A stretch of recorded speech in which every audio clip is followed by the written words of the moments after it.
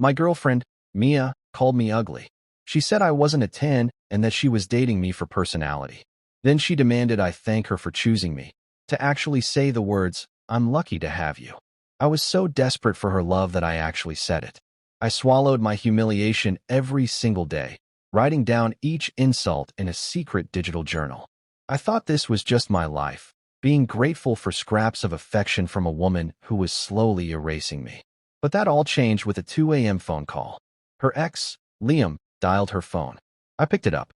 What I heard in that single call didn't just break my heart. It gave me a purpose. It was the beginning of the end. Just before you continue to watch, please subscribe to this channel and like this video. It would encourage and help us keep creating amazing content for you. All right, back to the story. It started over dinner at her favorite Italian place, the one with the expensive wine list. Mia looked across the table, swirling her glass, and told me that I was lucky to have her. I laughed, assuming it was a joke, but she didn't laugh back. "I mean, you're not exactly a 10, Aaron," she said, her voice casual. "I date for personality now." The waiter came over, but I couldn't speak. My appetite was gone. I just smiled, pretending her words didn't sting like acid. That night, I lay in bed next to her, watching her scroll through Instagram, completely unaware of the wound she'd just opened. I wondered how someone could say that to the person they claimed to love. I didn't know it yet, but her words were the first crack in everything. The first sign that the person I loved didn't really exist. The next morning, she kissed my cheek as if nothing had happened. She was cheerful, talking about her plans for the day. I waited until she was pouring her coffee before I spoke, my voice quiet. "That thing you said last night, about me not being a 10, that kind of hurt, Mia." She rolled her eyes, a gesture I was starting to know well. "You're just too sensitive, Aaron." I was just teasing. But her teasing didn't stop. In fact, it got sharper. It became a running theme. She'd critique the clothes I wore, plain t-shirts and jeans I bought from discount stores. "You'd look so much better if you actually tried," she'd say.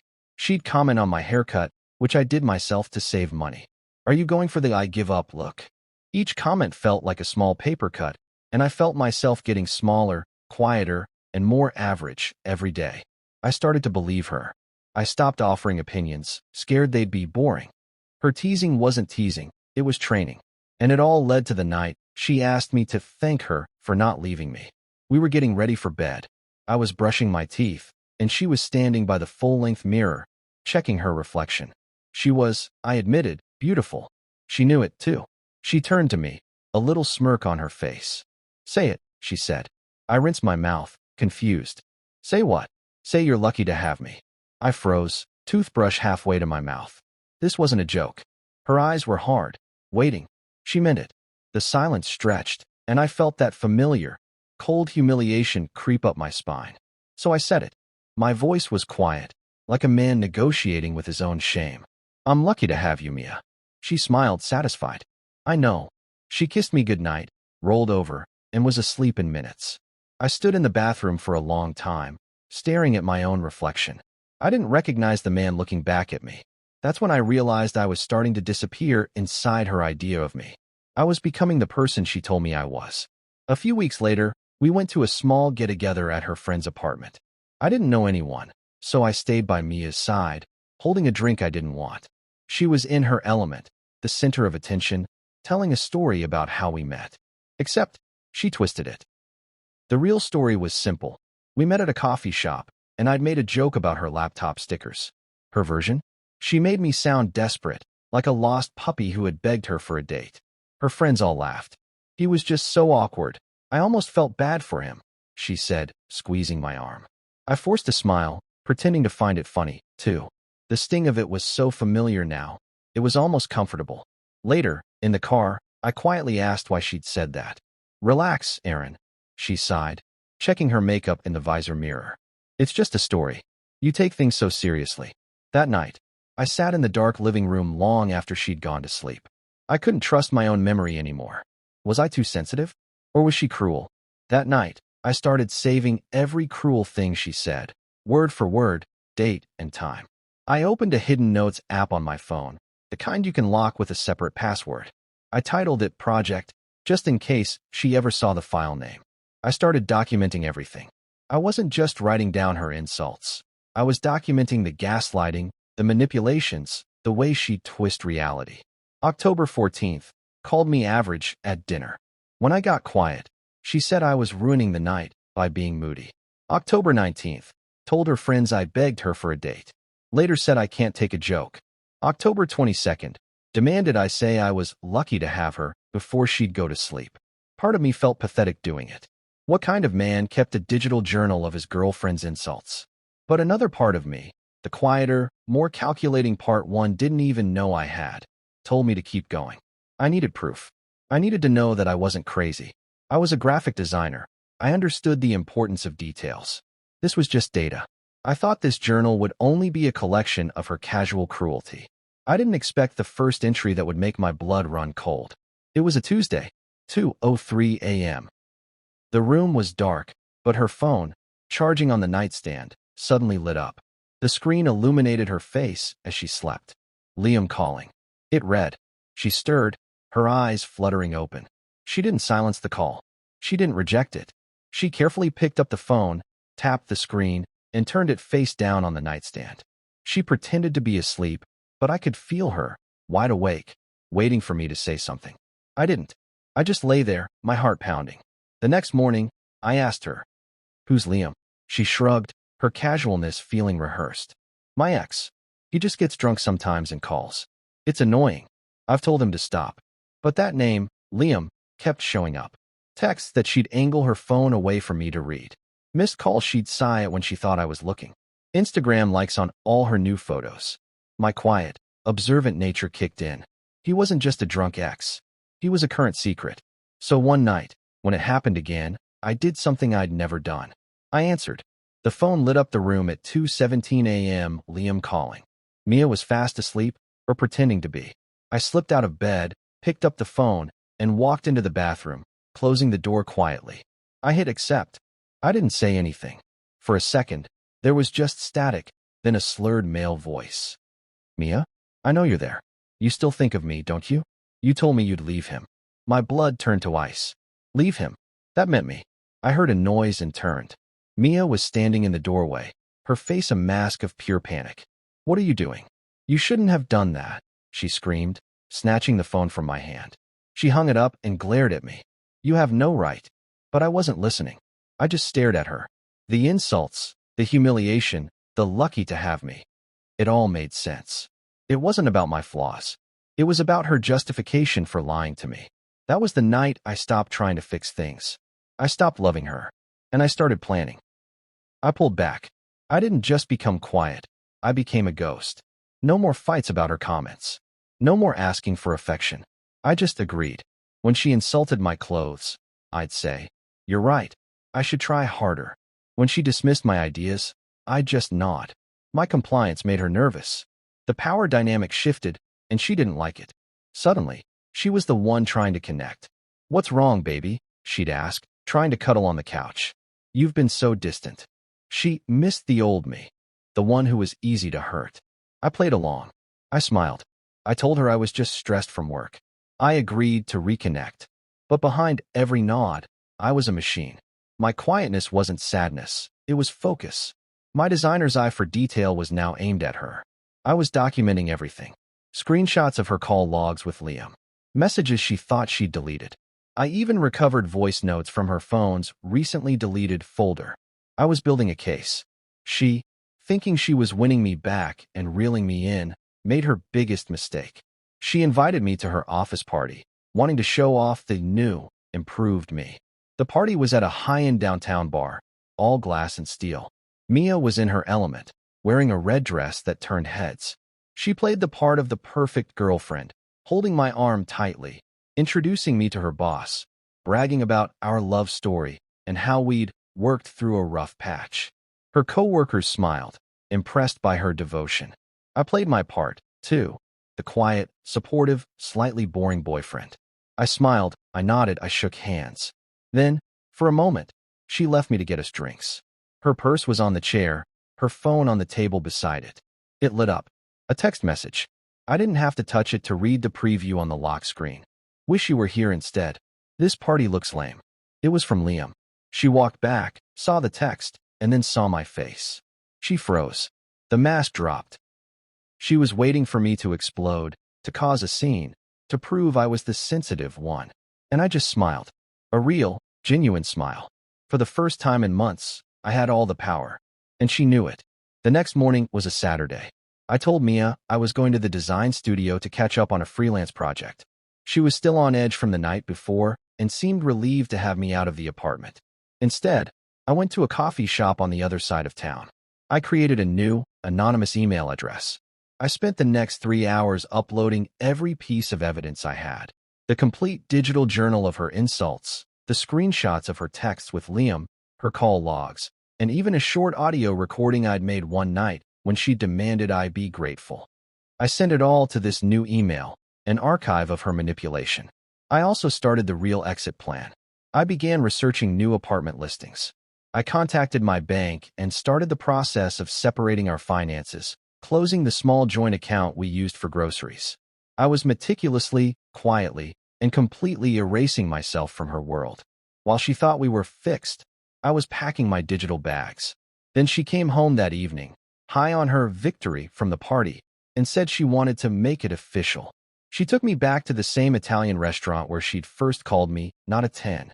I was expecting another round of insults or a fake apology. Instead, after the main course, she pulled a small, ribbon-wrapped box from her purse. It wasn't a ring. It was a single, newly cut key. "You're too slow, Aaron," she joked, her smile wide.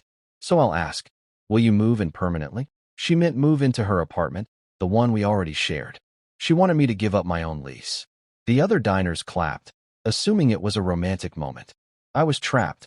In that public setting, no would have made me the monster. "Yes, Mia," I said, forcing a smile. "That's amazing." I kissed her. She thought it was a promise. I knew it was a deadline. My plan had to accelerate. I had to get out before I was legally tied to her lease. Because by now, my research hadn't just focused on apartments. I knew where Liam lived. And I knew exactly what I had to do next. Step 1. Show him who she really was. I created a new, anonymous social media account, using a generic name and a stock photo. I found Liam. His profile was public, full of gym selfies and pictures of his car.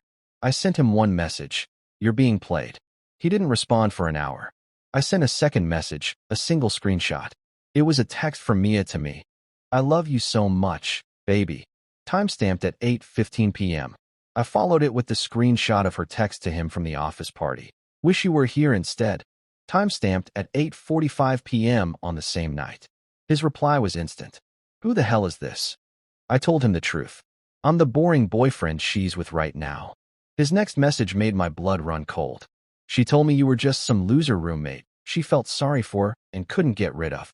We talked for an hour, two men on opposite sides of the same lie, comparing notes. The timelines matched. The lies she told me, she told him. By the end, we were united in our disgust. Just as we were about to sign off, Liam added one more secret that made my stomach drop.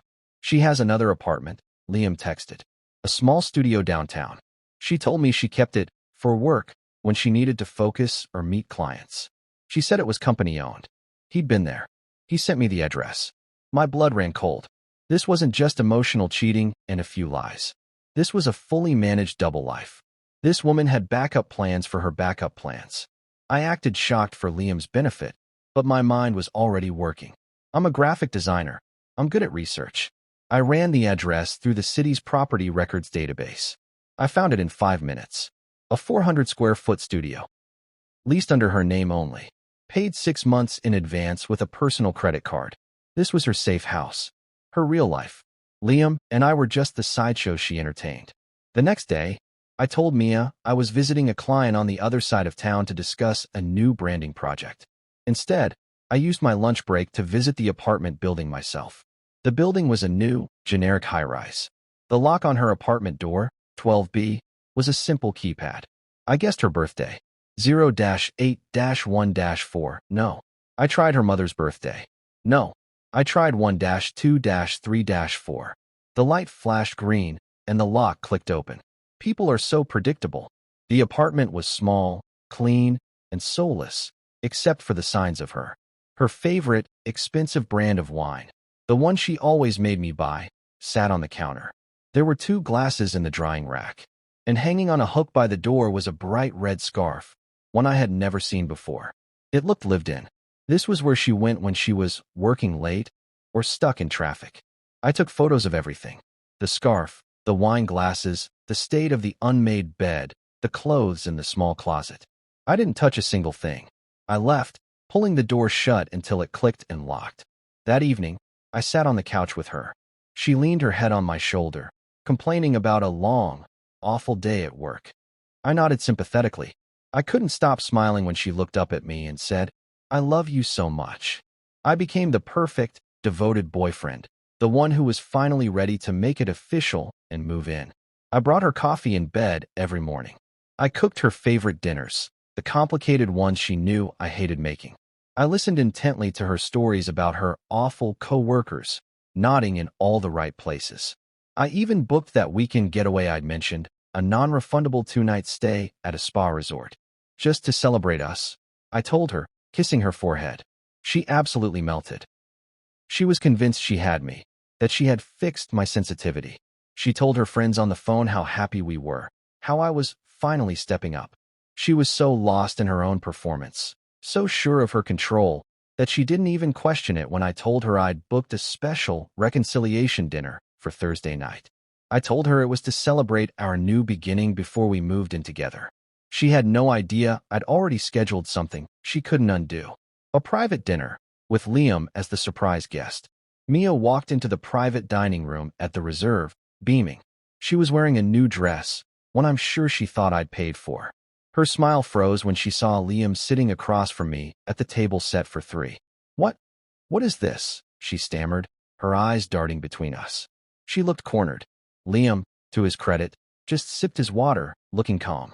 I stood up and pulled out the empty chair for her. "Please, sit, Mia. I call this truth night." She tried to turn and leave. "I'm not doing this. I just said, the reservation is under your name. Making a scene would be messy." She sat. For the next hour, we let her talk. She lied. She twisted. She denied everything. But every time, Liam or I calmly corrected her. "You told me you were at a conference that weekend," Liam said. "That's funny," I added, "because you told me you were visiting your sick aunt in a town with no cell service." We dropped piece after piece of proof. When I mentioned the red scarf at the studio, she realized the table wasn't just set for dinner. The small flower arrangement in the center was wired for recording. She finally broke. It wasn't a clean break. It was a complete and total collapse. She started by begging. Then she cried. Real, hysterical tears. She claimed she was confused and under a lot of pressure from work. The truth finally spilled out. A messy, ugly confession that was worse than anything I'd imagined. She admitted she loved the attention. She loved the control. She loved the feeling of knowing 2 men were fighting over her. She admitted to the secret apartment, to sleeping with Liam just 2 days ago, to lying to me from the very beginning. She even admitted the ugly comments were just a way to keep me in my place so I wouldn't get confident and leave. By the time she was done, she was a wreck, begging me to forgive her, promising it would never happen again. I just sat there, feeling nothing. Cold. Liam got up first. He threw his napkin on the table. "You're a better man than me for not losing it," he muttered as he walked out. I stayed, watching her cry. I wasn't sure if he was right. Because what I did next, it wasn't forgiveness. I went home to my own apartment, not hers. I didn't pack. I'd already been moving my things out, 1 box at a time, for a week. I took the audio file from the dinner. As a graphic designer, I'm good with software.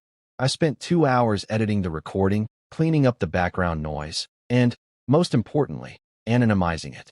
I distorted my voice and Liam's, leaving only her voice, crystal clear. Her lies, her confession, her manipulation. I uploaded the 20-minute audio file to a private Reddit thread dedicated to surviving emotional manipulation. I titled it, "Listen to how a master manipulator sounds when they're caught." It spread faster than I could have imagined. By the next morning, it had thousands of upvotes. It was shared on Twitter, on forums. People were dissecting her words, her tactics. She called me hysterical from a blocked number. "Take it down. Please, Aaron, you'll ruin me. Take it down." I listened to her panic for a moment. Then I spoke calmly. "You always wanted attention, Mia. Now you have it. I hung up, but she wasn't done fighting yet. Mia tried to flip the script. It was her only move left. She went on an Instagram live stream, her face tear-streaked, her voice trembling. She claimed I was the abusive one. She said I was controlling, jealous, and manipulative. She claimed I had trapped her and forced her to say those things. She posted cropped screenshots of our texts, ones where I was asking where she was, making me look obsessive. She twisted the entire narrative to paint herself as the victim. For a day or two, it almost worked. Some of her followers, the ones who didn't know her, sent me hateful messages. Maybe he edited the audio, they said. Maybe he drove her to it. I watched her performance, the same fake tears I'd seen at the restaurant. I almost started to doubt myself again. But truth has a funny way of surviving in the digital age. People started finding the contradictions in her own story. Then, someone, I still don't know who, maybe Liam, maybe another ex, leaked the full, unedited recording of the dinner. The full recording was damning. It included my voice and Liam's, calm and factual, asking simple questions while she contradicted herself. The internet turned on her, completely and totally. Her employer, a high-end marketing firm whose clients valued authenticity, got wind of it. They released a public statement about evaluating an internal matter regarding an employee's professional conduct. She was fired by the end of the week. Her followers vanished overnight. Her friends, the ones who had laughed at me, went silent, distancing themselves from her. Even Liam blocked her number. She was left with nothing but the echo of her own lies. She texted me one last time, from a number I didn't recognize. "You ruined my life." I read the text, deleted it, and blocked the number. I didn't need to reply. My revenge was never about destruction. It was about clarity. I thought it was all over. But then, one final message from a different unknown number changed everything. "Thank you," the text read. "I dated her before you." I thought I was crazy. My thumbs froze on the screen. I texted back, "Who is this?" He told me his name. Mark. He dated her 3 years ago. She had done the exact same thing to him. Called him boring, cheated on him, and then convinced all their mutual friends that he was the problem. He said he'd been in therapy for a year. Then another message came. And another. From people I didn't know. Men and women. Friends she had lied to. Roommates she had stolen from. Exes she had humiliated and gaslit. It wasn't just me and Liam. It was a pattern stretching back years. I wasn't just a victim. I was simply the first one who had thought to hit record. I realized I wasn't alone. All of us had just been pieces in her performance, cast in the role of the ugly or boring one to make her feel shiny and new. I finally understood who she was. But there was still one thing I hadn't done: move on. Months passed. The online drama faded. I focused on my work. I started therapy. I was starting to feel like myself again, the quiet, observant person I was before her, not the anxious, small person she'd tried to make me. One afternoon, I saw her by chance at a coffee shop. It was the same one where we'd supposedly had our first date, according to her twisted story. She looked smaller. No designer clothes, no perfect makeup. Just a woman in a sweatshirt, staring into a cold cup of coffee. She looked up as I walked in, and our eyes met. I saw pure panic, then shame. She looked like she wanted to speak, to say something, anything. I just nodded once. A simple, neutral acknowledgement. Then I walked past her, ordered my drink, and waited by the counter. I didn't feel anger. I didn't feel pity. I just felt done. Closure isn't something they give you. It's something you take back. But as I left, I realized I had one last plan. Something poetic. I went home. I took a small, clean USB drive from my desk. I labeled it, in my neatest designer handwriting, Truth. On it, I copied every single file from my secret anonymous email. The digital journal of her insults, with dates and times. The screenshots of her texts with Liam. The call logs. The photos of the secret apartment. The red scarf. The 2 wine glasses. And, of course, the full, unedited audio file from that dinner at the Reserve. Her entire performance, her entire double life, collected and cataloged in one place. I put it in a small, padded envelope.